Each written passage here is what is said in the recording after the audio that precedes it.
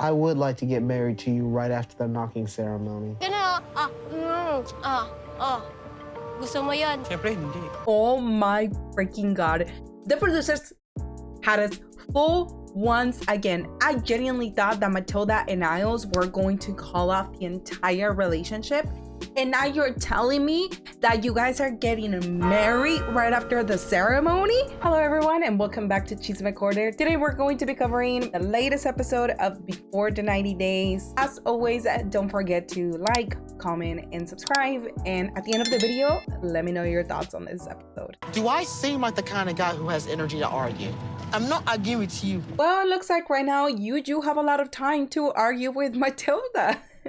And yes, this is an argument. Couples argue. And that's what you guys are doing right now. Niles shares that after his meeting with Mr. Ark, he feels a lot of pressure. He wishes that he would have handled the situation way better than he did. You know, Mr. Ark is expecting them to get married during this trip, and that's not what Niles wants to do. I did feel attacked by Mr. Ark, so I guess I just pointed that somewhere else. I gotta give props to Niles because even with him being an autistic person that sometimes might have a hard time, you know, understanding certain scenarios, right when they get to the hotel room, he apologizes to Matilda because he felt attacked by Mr. Ark, and all of that anger he had, he released it on Matilda. He accused her of misleading him. He accused her of lying. And he's just like, I'm so sorry, because one thing that I got out of this whole meeting, I understand now just how important the knocking ceremony is and how important it is for the traditional marriage to follow it. There's very little men out there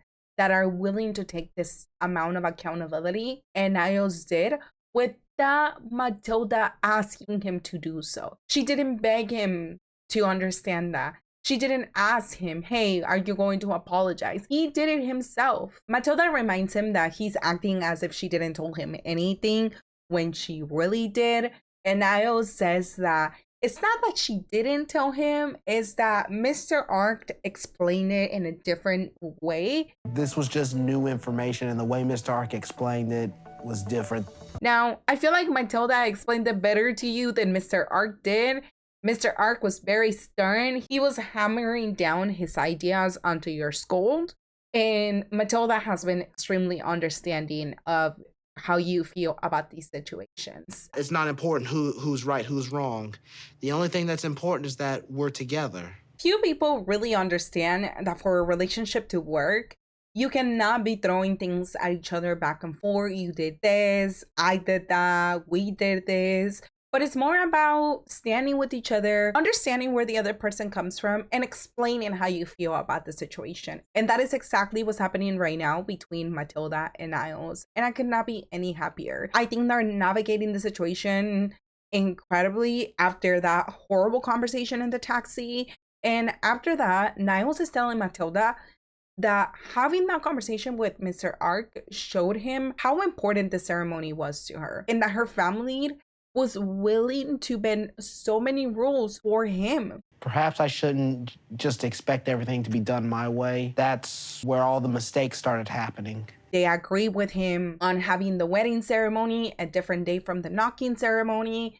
And you can't just ask for everything to be done your way. So after much thinking, Niles has come to the conclusion, I would like to get married to you right after the knocking ceremony. Aww.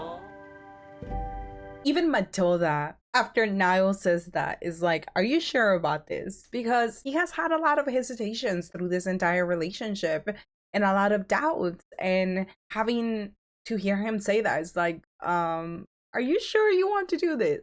You don't feel pressure, right? And Niles tells her that he really does want to marry her, that this is something that he really feels deeply in his heart. We're two kindred souls who found each other. Niles also says that one of the reasons why he has decided to proceed with the wedding is because he has finally met that person in his life that has been able to understand how his autism works. The only question is, do we have to have the big party? So the party is a big deal for many reasons. First of all, You know, Niles cannot be in a place where there's a lot of noise. And the second one is money. We already know that Niles is tight on money. If you are really sure that you want to get married to me, I don't have problem. Thank you. That was intimidating to me. Matilda saying no is a pointer to me that Matilda loves Niles a lot.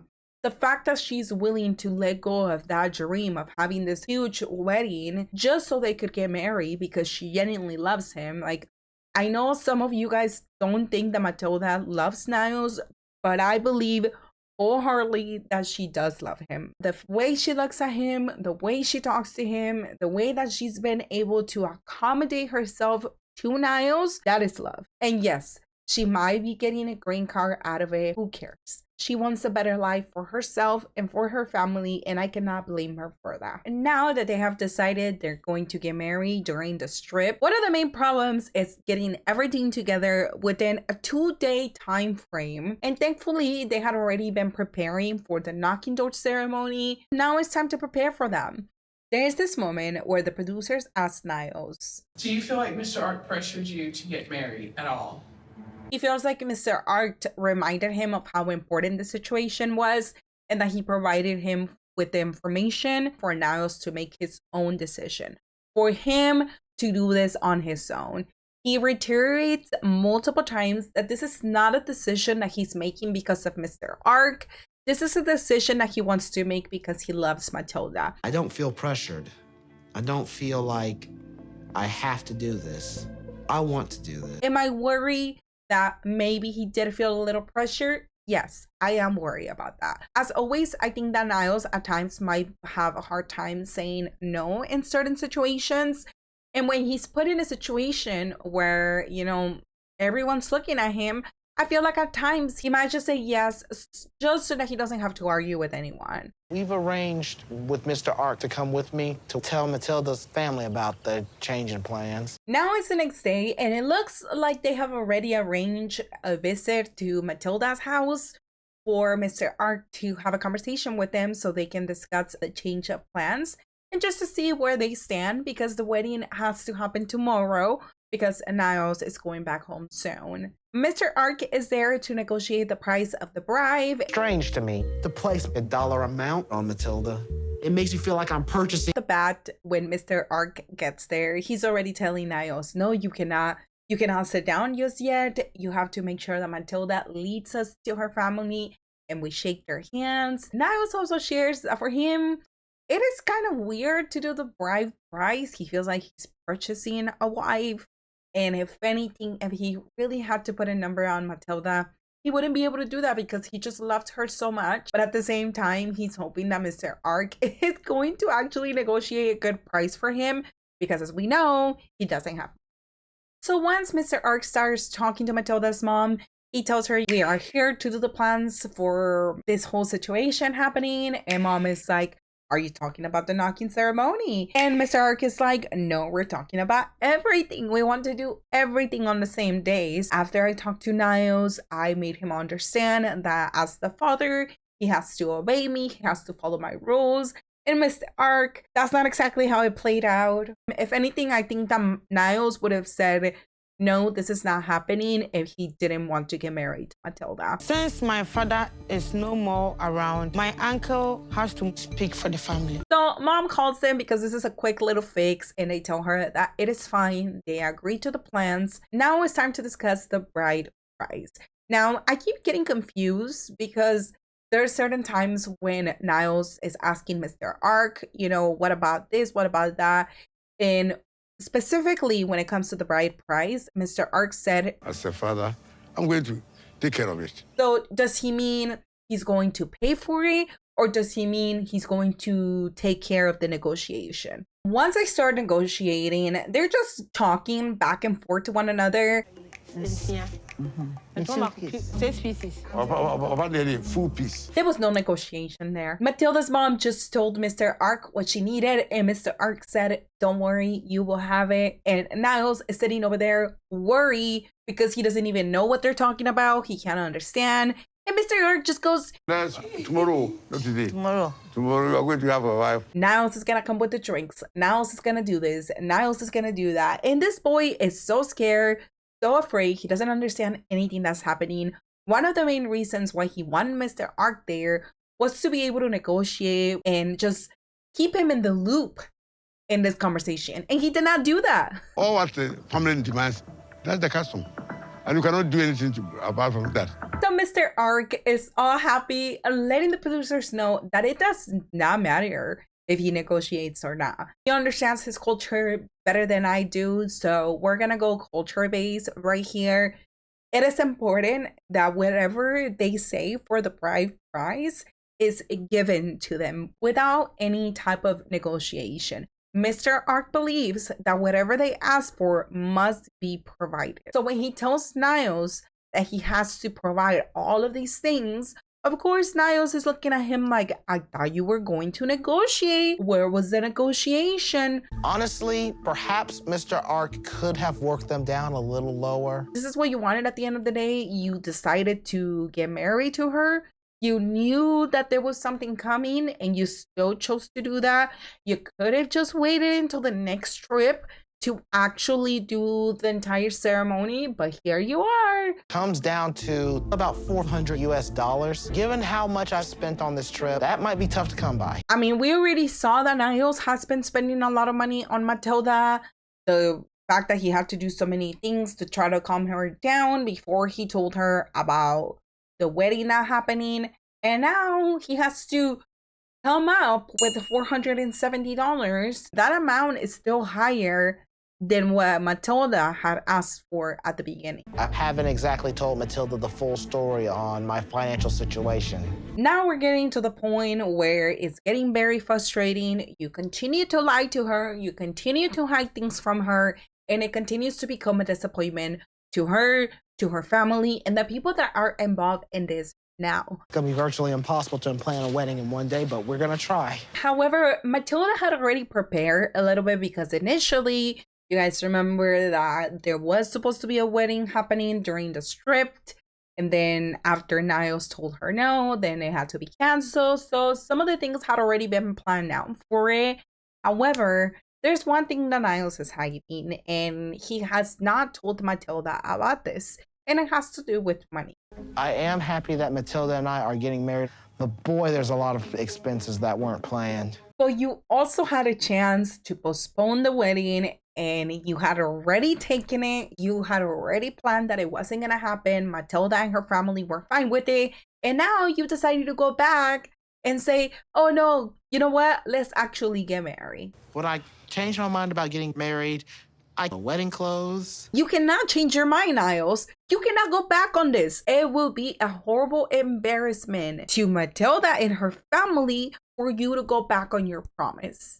Did you get the money? Well, this is all I have. This is about 1,300 CDs. And once Niles goes to the ATM, he comes back to Matilda with $109 because that is all the money that he has on his bank account. It turns out that right before Niles left for this trip, he was actually fired. Yep. So he does not have a job. He's just been living off his last paycheck and probably any PTO that he had left. Mr. Ark is willing to do to help me cover the rest of the expenses for this wedding. Niles' solution is to ask Mr. Ark what he can do to help him come up with the money. Now, I don't know how Mr. Ark is going to come up with the money. He runs a nonprofit for disabled people. So I don't know how he's going to come up with the money. He does mention that unfortunately it's not like he can ask his parents because they already don't approve of this union. So of course they're going to say no. And now let's move over to the next couple, Loren and Faith. Today, Faith and Loren are back from Leyte. They are now at Manila. And the most important part of this day is the fact that Loren has finally finished his gonorrhea medication. And he's hoping that eventually Faith and him. But hopefully, in the near future, me and Faith can have a physical relationship. I do not know what in the world Loren did over this visit because he has Faith smiling from ear to ear. She is so happy to be around this man right now. I don't care about the Philippines. I care about you. You must see. Even after Loren says that, Faith is like, are you sure? Because you do care about the Philippines. And he tries to save it by saying, you know, that he cares more about Faith and he cares more about spending time with her. I'm starting to let my guard down. He's really proven how committed he is. Faith says that she never imagined she was going to forgive Loren for cheating and being such an asshole, but you know,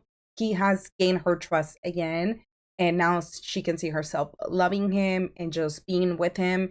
And I'm just so upset, so freaking angry, because this man has not done any work to prove to you that he cares for you and that he's not here to play with your feelings, and you're forgiving him. It is the next day and Loren knocks on Faith's room to let her know that he actually finally passed his gonorrhea test. So I went to the clinic, and so they handed me like 2 sticks, and then they had me pee in a cup. Why wouldn't we want to know that he had to pee on a cup?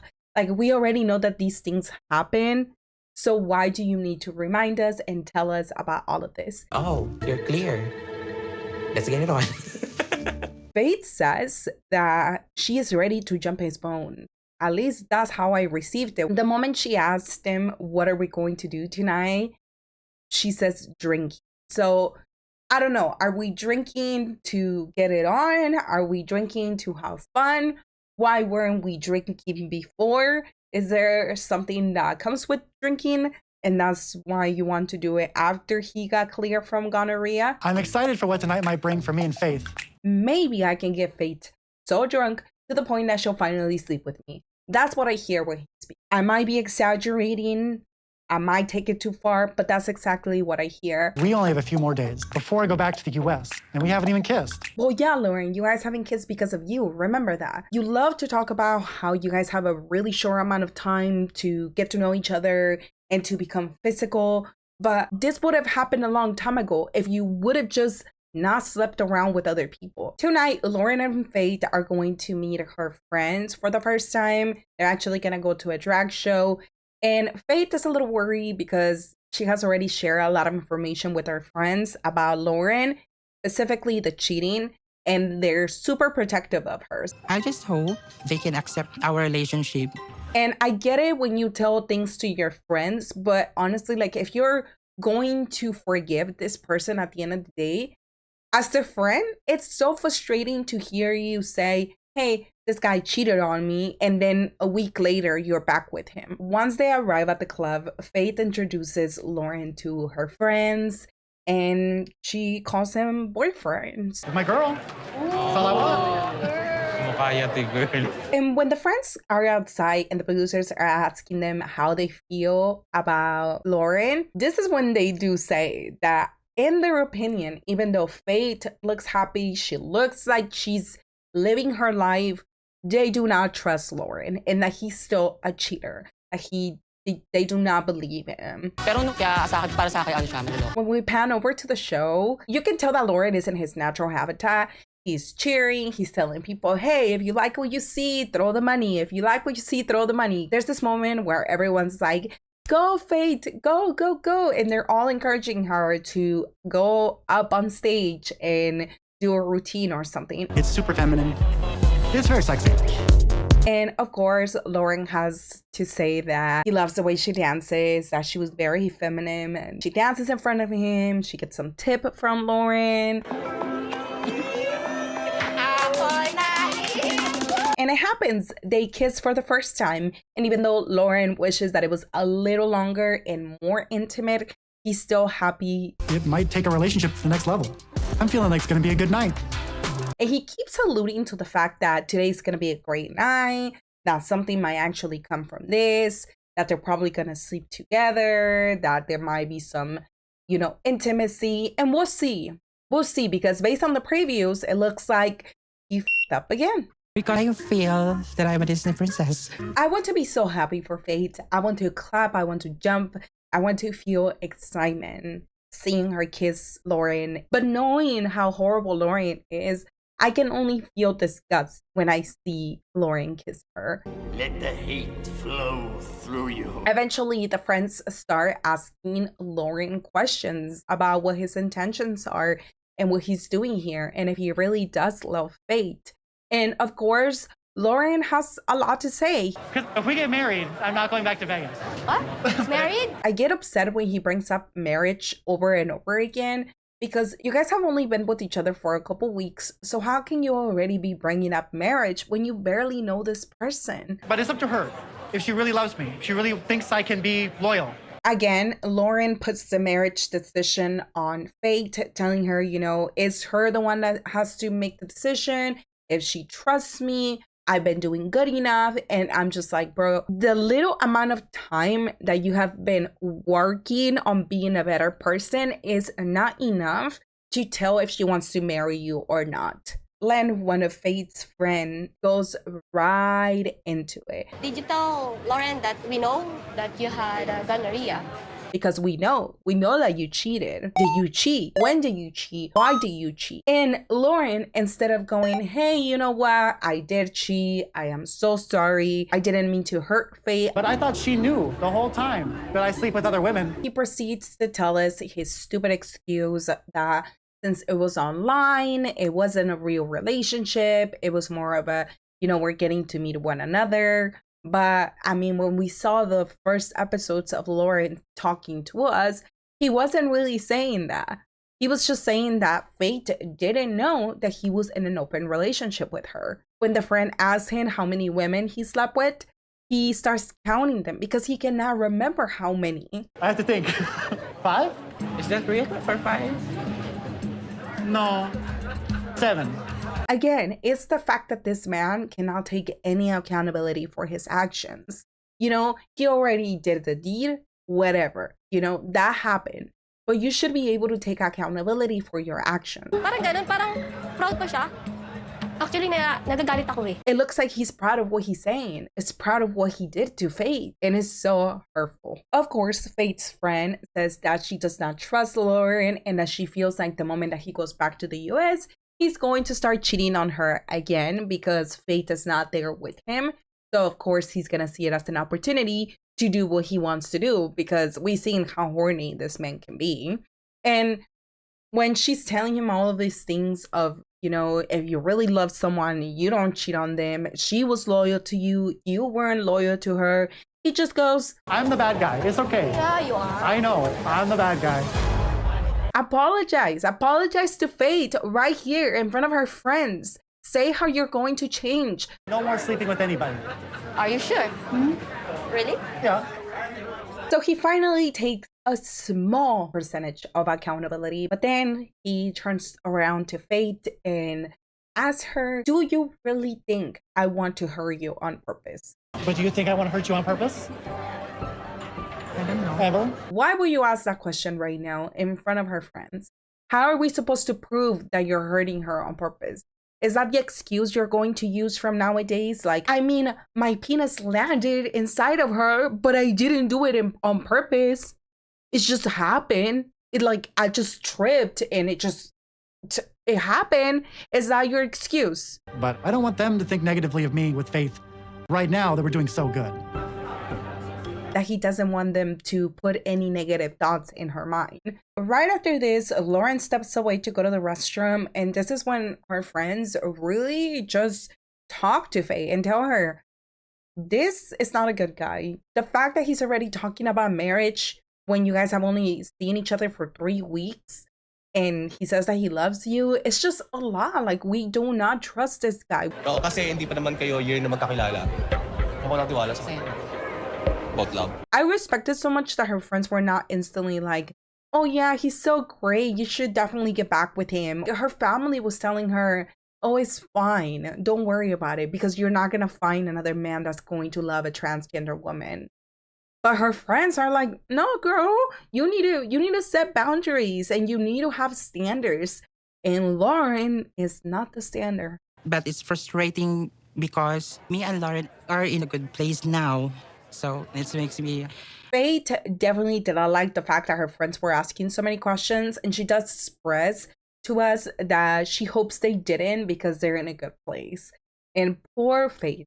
Girl, just because you're in a good place right now in the span of, 2 weeks, it does not mean that this man is not going to cheat on you again. It does not mean that he completely changed from one day to the other. And of course, the friends were right, we were right, everyone's right, except for Loren. Because 2 seconds later, it turns out that this guy was flirting with someone else.